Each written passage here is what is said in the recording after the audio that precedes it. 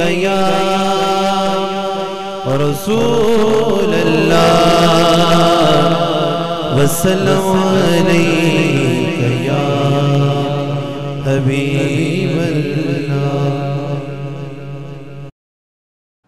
وسیلہ عمل صالح کے علاوہ کوئی اور چیز ہے جس کے تلاش کرنے کا اللہ تبارک و تعالیٰ نے ہمیں حکم فرمایا ہے۔ ہم وسیلہ سے مراد اللہ والوں کو لیتے ہیں اور ترجمہ یوں کرتے ہیں کہ کسی اللہ والے کو تلاش کرو، اس کی بارگاہ، اللہ تعالیٰ کی بارگاہ تک پہنچنے کے لیے طریقہ اور وسیلہ سیکھو۔ ہمارے عقیدے کی حقانیت کی ایک دلیل یہ بھی ہے کہ جو وسیلہ کا مفہوم ہم نے بیان کیا ہے وہی مفہوم وسیلہ کے منکرین کے پیشوا نے بھی بیان کیا ہے، اس لیے کہ حق ایک ایسی لازوال طاقت ہے جس کو دبایا نہیں جا سکتا، سچ اپنا آپ منوا لیتا ہے۔ یہی وجہ ہوتی ہے کہ بعض اوقات جھوٹ بولنے والے کے منہ سے غیر ارادی طور پر سچی بات نکل جاتی ہے کہ وسیلہ کا مفہوم ان کے پیشوا سے پوچھتے ہیں جو وسیلے کے سرے سے انکار کرتے ہیں۔ وہابیوں کے پیشوا مولوی اسماعیل دہلوی اپنی کتاب صراط مستقیم میں وابتغوا الیہ الوسیلہ کی تشریح و تفسیر کرتے ہوئے لکھتے ہیں کہ اہل سلوک اس آیت کو سلوک کی طرف اشارہ سمجھتے ہیں اور وسیلہ مرشد کو جانتے ہیں، بس حقیقی نجات کے لیے مجاہدہ سے پہلے مرشد کا ڈھونڈنا ضروری ہے، اسی واسطے رہبر کے سوا راستہ پا لینا نہایت نادر اور کامیاب ہے۔ تو وہابیوں کے پیشوا کی اس تفسیر سے ثابت ہوا کہ وسیلہ سے مراد مرشد کی ذات ہے، بغیر پیر کامل کے اللہ تک رسائی مشکل ہے۔ یہی عقیدہ الحمدللہ اہل سنت و جماعت کا ہے۔ دیکھیے نماز میں ہر کوئی پڑھتا اہدنا الصراط المستقیم، اے اللہ مجھے سیدھے راستے پر چلا۔ ہر شخص نماز میں یہ کہتا ہے اہدنا الصراط المستقیم، میں بھی یہی پڑھتا ہوں، آپ بھی یہی پڑھتے ہیں، لیکن یاد رکھو کوئی فن، کوئی علم بغیر استاد کی رہنمائی کے نہیں آ سکتا۔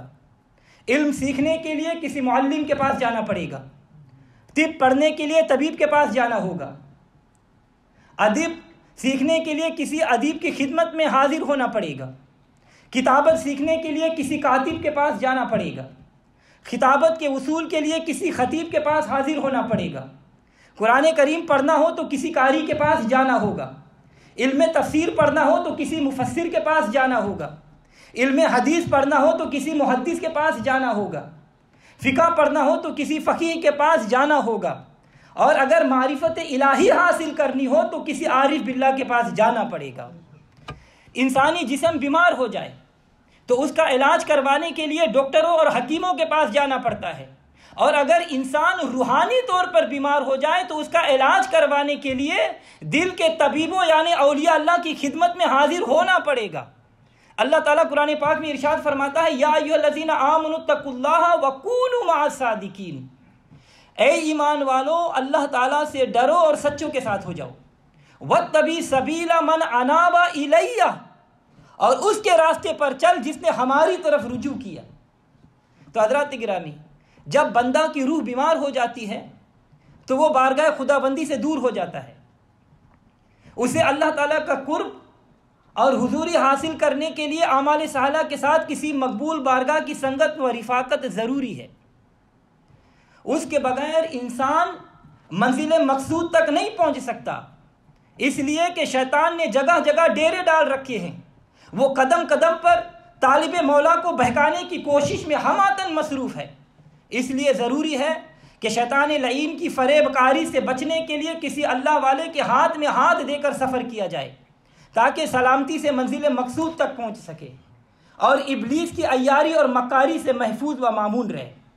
اسی لیے علامہ اقبال رحمۃ اللہ علیہ فرماتے ہیں تمنا در دل کی ہو تو خدمت کر فقیروں کی، نہیں ملتا یہ گوہر بادشاہوں کے خزینوں میں، نہ پوچھ ان خرقہ پوشوں کو ارادت ہو تو دیکھ ان کو ید بیدا لیے بیٹھے ہیں اپنے آستینوں میں۔ تو حضرات گرامی، اللہ والوں کی سنگت و رفاقت بندے کو اللہ والا بنا دیتی ہے، نیکیوں کی صحبت نیک کر دیتی ہے، صاحب اکرام لوگوں کی صحبت بندے کو عزت والا بنا دیتی ہے۔ اور شیخ سعدی شیرازی رحمۃ اللہ علیہ فرماتے ہیں کہ لوگ خانہ کعبہ کے غلاف کو اس لیے نہیں چومتے کہ وہ ریشمی اور قیمتی کپڑے سے تیار کیا گیا ہے، بلکہ وہ عزت اور توقیر والا ہے، اس لیے اللہ تعالیٰ کے مقدس گھر کے ساتھ دیوار کی سنگت اسے نصیب حاصل ہے۔ آپ بطور مثال سمجھاتے ہیں کہ میں نے ایک روز اپنے محبوب کے ہاتھوں میں سے ایک مٹی اپنے ہاتھ میں لی جو بڑی خوشبودار تھی۔ میں نے اس سے پوچھا، اے مٹی تو خوشبودار کیسے ہو گئی؟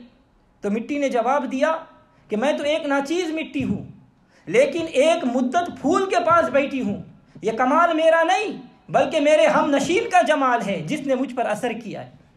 تو حضرات گرامی دیکھیے، اصحاب کہف کا کتا جو نیکیوں کی صحبت سے عزت پا گیا اس لیے کہ وہ اللہ والوں کی غار کے دروازے پر بیٹھا رہا، قیامت کے دن شکل انسانی میں اٹھایا جائے گا، سادہ پانی پھولوں کی صحبت میں رہ کر عرق گلاب بن جائے، انسان اللہ تعالیٰ کے ولیوں کی مجلس میں بیٹھ کر مقبول بارگاہ الہی سے اپنا تعلق قائم کر کے ولی کامل کے ہاتھوں میں ہاتھ دے کر در نایاب بن جاتا ہے۔ دیکھیے حضرت مالک بن دینار رحمۃ اللہ علیہ جو اپنے وقت کے عارف کامل تھے، آپ کا مناظرہ ایک دہریہ سے ہو گیا، آپ نے اسے اللہ تعالیٰ کے ہونے پر کئی دلیلیں پیش کی، مگر اس بدبخت ناقص العقل دہریہ نے اسے قبول نہیں کیا۔ کفر کی تاریکیوں میں غرق ہونے کی وجہ سے اس بدبخت کا دل نور ہدایت کی شعاعیں کو جذب نہیں کر سکا۔ آخرکار طے یہ پایا کہ آگ جلا کر مالک بن دینار کا ہاتھ دہریے کے ہاتھ کے ساتھ ملا کر آگ میں داخل کر دیا جائے، پھر جس کا ہاتھ جل گیا وہ جھوٹا، جس کا صحیح سلامت رہا وہ سچا۔ چنانچہ ایسے ہی کیا گیا، مگر آگ نے نہ تو خدا کے ماننے والے کو ہاتھ کو جلایا اور نہ ہی منکر کا ہاتھ جلایا۔ مالک بن دینار رحمۃ اللہ علیہ صورتحال کو دیکھا تو اللہ تعالیٰ کی بارگاہ میں عرض کیا کہ اے مولا کریم، میں تیرا ماننے والا یہ دہریہ منکر، میں تیری بارگاہ عالیہ میں جھکنے والا یہ دہریہ متکبر، میں وفا والا یہ جفا والا، میں تیرا نیاز مند یہ تیرا باغی، میں حق پرست یہ باطل پرست۔ مولا کریم کیا وجہ ہے کہ آگ نے دہریے کے ہاتھ کو کیوں محفوظ رکھا ہے؟ تو ہاتف غیبی سے آواز آئی کہ آگ نے دہریہ کو ہاتھ کو اس لیے نہیں جلایا کہ اللہ کی شان رحمت نے گوارا نہیں کیا کہ جو ہاتھ میرے مقبول بندے کے ہاتھ سے ملا ہو اسے آگ جلائے۔ تو حضرات گرامی، اگر کسی منکر کا ہاتھ اللہ والے کے ہاتھ سے مل جائے تو اسے دنیا کی آگ نہیں جلاتی، تو پھر جو مومن مسلمان ہو اور اپنا ہاتھ محبت سے اللہ والے کے ہاتھ میں دے دے تو کیوں نہ نار جہنم سے آزاد ہوگا۔ تو اللہ والوں کی مجلس اور ان کی محفل میں حاضری یقیناً اصول برکات و حسنات اور ترقی درجات کا ذریعہ ہے۔ ان کی صحبت میں بیٹھنے والا اللہ تبارک و تعالیٰ کی بارگاہ سے رحمت بخشش کا حقدار بن جاتا ہے۔ بخاری شریف کی حدیث میں ہے کہ اللہ تبارک و تعالیٰ کے فرشتے زمین میں گھومتے رہتے ہیں تاکہ کہیں ذکر کرنے والوں کی محفل کو پائے تو ان میں شریک ہو جائے۔ جب انہیں کہیں اللہ اللہ کرنے والے نظر آتے ہیں تو سارے فرشتوں کو جمع کر لیتے ہیں، اور اس قدر فرشتے جمع ہو جاتے ہیں کہ آسمان دنیا تک اسے ڈھانپ لیتے ہیں۔ پھر جب اللہ تعالیٰ کی بارگاہ میں پہنچتے ہیں تو اللہ تعالیٰ ان سے فرماتا ہے کہ اے میرے فرشتوں، تم نے میرے بندوں کو کس حال میں پایا؟ تو وہ فرشتے عرض کرتے ہیں کہ اے اللہ، وہ تیرے ذکر میں، تیری تسبیح پڑھنے میں مشغول تھے۔ اللہ تعالیٰ پھر فرماتا ہے کیا انہوں نے مجھے دیکھا ہے؟ فرشتے عرض کرتے ہیں اے اللہ، تیری قسم انہوں نے تجھے نہیں دیکھا۔ اللہ تعالیٰ فرشتوں سے فرماتا ہے کہ اگر وہ مجھے دیکھ لیتے تو پھر ان کا کیا حال ہوتا؟ فرشتے عرض کرتے ہیں مولا تو پھر بہت زیادہ تیری تسبیح کرتے، بہت زیادہ تیری ذکر کرتے۔ اللہ تعالیٰ فرماتا ہے کہ وہ کچھ مانگتے بھی تھے؟ تو فرشتے عرض کرتے ہیں مولا وہ تجھ سے جنت کے طلبگار تھے۔ اللہ تعالیٰ فرماتا ہے کیا انہوں نے جنت دیکھی ہے؟ فرشتے عرض کرتے ہیں کہ خدا کی قسم انہوں نے جنت نہیں دیکھی۔ اللہ تعالیٰ فرماتا ہے کہ اگر وہ جنت دیکھ لیتے تو ان کا کیا حال ہوتا؟ تو فرشتے عرض کرتے ہیں یا اللہ، اگر وہ جنت کو دیکھ لیتے تو بہت زیادہ طلب اس کے کرتے۔ اللہ تعالیٰ فرماتا ہے کیا انہوں نے دوزخ دیکھی ہے؟ فرشتے عرض کرتے ہیں کہ خدا کی قسم انہوں نے دوزخ نہیں دیکھی۔ اللہ تعالیٰ فرماتا ہے اگر وہ دیکھ لیتے تو ان کا کیا حال ہوتا؟ فرشتے عرض کرتے ہیں اے اللہ، پھر وہ اس دوزخ سے بہت ہی ڈرتے، اب بہت تیری ذکر کرتے۔ تو حضور صلی اللہ علیہ وسلم فرماتے ہیں پھر اللہ تعالیٰ فرشتوں سے فرماتا ہے کہ میں تمہیں گواہ بناتا ہوں کہ میں نے انہیں بخش دیا۔ حضور صلی اللہ علیہ وسلم فرماتے ہیں کہ فرشتے عرض کرتے ہیں کہ یا اللہ، ان میں سے ایک شخص ایسا بھی تھا جو کسی اور حاجت کے لیے آیا تھا، یعنی اس کی نیت محفل ذکر خدا میں شمولیت کی نہیں تھی۔ حضور فرماتے ہیں کہ اللہ تعالیٰ فرماتا ہے وہ ایسی مجلس والے ہیں کہ ان میں بیٹھنے والا بدبخت نہیں ہو سکتا، یعنی اللہ والوں کی محفل میں ذکر کی نیت کے بغیر بھی بیٹھنے والا اللہ تعالیٰ کی رحمت و بخشش سے محروم نہیں کیا جاتا۔ تو اللہ والوں کے پاس بیٹھنے والا بھی اللہ تعالیٰ کو محبوب بن جاتا ہے، خواہ وہ کسی اپنے ذاتی غرض کے لیے آیا ہو، اور جو ان سے بارگاہ خدا بندی میں قرب حاصل کرنے کا سبق لینے کے لیے آیا ہو، جو معرفت الہی کا طریقہ و سلیقہ سیکھنے کے لیے آیا ہو، جو ان حق پرستوں کی ارادت و محبت لے کر آیا ہو، تو وہ کیوں نہ دین و دنیا میں کامیاب اور کامران ہوگی۔ اسی لیے ہم کہتے ہیں کہ کسی اللہ والے سے اپنا تعلق، اپنا نسبت قائم کر کے اس کی غلامی کا پٹا اپنے گلے میں ڈال لو تاکہ تمہیں راہ ہدایت میسر ہو سکے، وگرنہ علامہ خرپوتی رحمۃ اللہ علیہ قصیدہ بردہ شریف کی شرح کرتے ہوئے لکھتے ہیں کہ ہر شخص کے لیے ضروری ہے کہ وہ مرشد کامل کی طرف متوجہ ہو۔ حضرت بایزید بستامی رحمۃ اللہ علیہ فرماتے ہیں کہ جس کا پیر نہ ہو اس کا پیر شیطان ہے، اور عوارف المعارف میں ہے جسے جیسے پودا بغیر باغبان کے نشو و نما تو پا جائے گا اور اس میں پتے بھی نکل آئیں گے لیکن پھل نہیں آئے گا۔ تو حضرات گرامی، جیسے مالی کے بغیر باغ میں پھول نہیں کھلتے، اسی طرح مرشد کامل کی توجہ کے بغیر انسان وصول الی اللہ کی منزل کو نہیں پا سکتا۔ باغبان کی نگاہ باغ کو آباد کر دیتی ہے، اسی طرح اللہ والے کی نظر دل کی بستی کو آباد کر دیتی ہے۔ اللہ کے ولیوں کی نگاہوں کی طاقت کا منکر قدرت خدا بندی کا منکر ہے، اس لیے کہ سانپوں میں ایک ایسی نسل کا سانپ بھی ہوتا ہے کہ جب وہ کسی انسان کو دیکھ لیتا ہے تو اس کی ایک ہی زہریلی نظر سے انسان ہلاک ہو جاتا ہے۔ اگر اس برے سانپ کی نظر میں اتنی قوت موجود ہے کہ وہ برباد کر سکتی ہے تو یہ تسلیم کرنا پڑے گا کہ اللہ والوں کی ایک نظر میں بھی اتنی قوت اور طاقت ہوتی ہے کہ شاد اور آباد کر دیتی ہے۔ بہت مشہور واقعہ ہے، بغداد شریف کی گلیوں میں ایک چور رات کے وقت چوری کی نیت سے پھر رہا تھا۔ کیا دیکھتا ہے کہ امیروں کے دروازے بند ہیں، مالداروں نے اپنے اپنے مکانوں کو تالے لگائے ہوئے ہیں۔ چلتے چلتے اس کا گزر ایک ایسے مکان کے قریب سے ہوا جس کا دروازہ کھلا ہوا ہے۔ چور نے سوچا کہ چلو آج رات اسی مکان میں چھپتے ہیں، اور اسی برے ارادے سے اندر داخل ہو گیا۔ ابھی سامان چورانے کا ارادہ ہی کر رہا تھا تو کیا دیکھتا ہے کہ اس گھر کا مالک ابھی بیدار ہے۔ چور کو کیا معلوم تھا کہ یہ سرتاج الاولیاء حضرت غوث سمدانی، قطب ربانی، شہباز لامکانی، میرا محی الدین شیخ عبد القادر جیلانی رحمۃ اللہ علیہ کا آستانہ عالیہ ہے، جو عشاء کے وضو سے فجر کی نماز پڑھنے والے ہیں۔ قرآن کریم میں ایسے مردان خدا کی عزت، عظمت و رفعت کو اس طرح اللہ تعالیٰ نے بیان کیا، والذین یبیتون لربہم سجدا وقیاما، اور وہ اللہ تعالیٰ کے لیے سجدے اور قیام میں راتیں گزار دیتے ہیں۔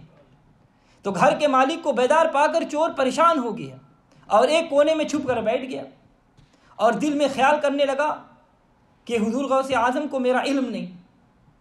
مگر اس چور کو کیا علم تھا کہ عارفان باصفا کے نظر تو لوح محفوظ تک دیکھ لیتی ہے، کوئی سمجھے تو کیا سمجھے، کوئی جانے تو کیا جانے، کوئی سمجھے تو کیا سمجھے، کوئی جانے تو کیا جانے، دو عالم کی خبر رکھتا ہے دیوانہ محمد کا، دو عالم کی خبر رکھتا ہے دیوانہ محمد کا۔ بہرحال چور کا خیال تھا کہ غوث اعظم کو میرا علم نہیں، میں یہاں پر چھپا ہوا ہوں۔ مگر رات گزر رہی تھی، جب پچھلے پہر قریب آیا تو ایک آدمی حضور غوث اعظم رحمۃ اللہ علیہ کی خدمت میں حاضر ہوا اور کہنے لگا، حضور فلاں علاقے کا کتب فوت ہو گیا ہے، وہاں کسی کی ڈیوٹی لگا دو۔ آپ نے فرمایا کہ صبح لگا دی جائے گی۔ اس نے کہا کہ حضور ابھی لگا دو۔ آپ نے فرمایا صبح کسی کو مقرر کر دیا جائے گا۔ اس نے کہا کہ نہیں حضور، ابھی کسی کی ڈیوٹی لگا دو تاکہ علاقے کی سلامتی خطرے میں نہ پڑ جائے۔ تو حضور غوث اعظم نے فرمایا اگر اتنا زیادہ جلدی ہے تو وہ ہمارے مکان کے کونے میں بیٹھا ہوا ہے، اسے لے جاؤ۔ اب جو مرد خدا اس کونے میں گیا اور کہا کہ کتب السلام علیکم، وہ چور گھبرا گیا، وہ کہنے لگا جناب میں کوئی کتب نہیں ہوں، میں تو چور ہوں، میں بد ہوں، برا ہوں، چوری کی نیت سے اس مکان میں داخل ہوا ہوں۔ تو اس اللہ کے بندے نے کہا کہ بے شک تو چور ہوگا مگر نگاہ غوث اعظم نے تجھے قطب بنا دیا ہے. نگاہ ولی میں وہ تاثیر دیکھی، نگاہ ولی میں وہ تاثیر دیکھی، بدلتی ہزاروں کی تقدیر دیکھی. تو حضرات گرامی، اللہ کے ولی کی نگاہ چوروں کو قطب بنا دیتی ہے، رہزن کو رہبر کر دیتی ہے، شقی کو سعید بنا دیتی ہے، بدبخت کو نیک بخت بنا دیتی ہے. آؤ اللہ تبارک و تعالیٰ کی بارگاہ میں دعا کریں کہ اللہ تبارک و تعالیٰ ہمیں اولیاء اکرام مقبولان بارگاہ کی الہی کی عقیدت و رفاقت